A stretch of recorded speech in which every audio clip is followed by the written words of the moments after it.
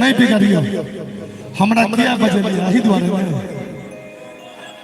एक रंग लूटे बाबा हो विदेशरा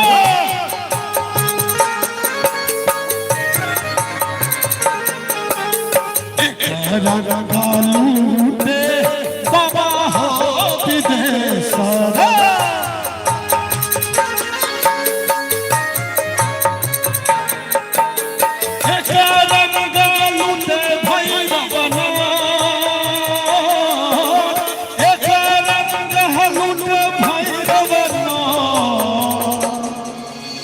सोनपुर में हो गलूटे बाबा हरिहरा सोनपुर में हो गलूटे बाबा हरिहरा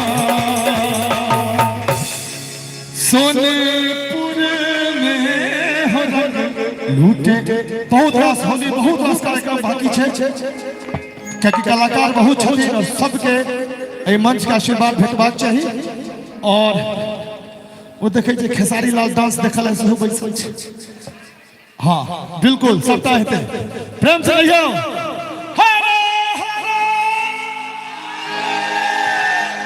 बहुत बहुत धन्यवाद। और गणेश कुमार मेला प्रभारी हिनका तरफ से सुंदर सन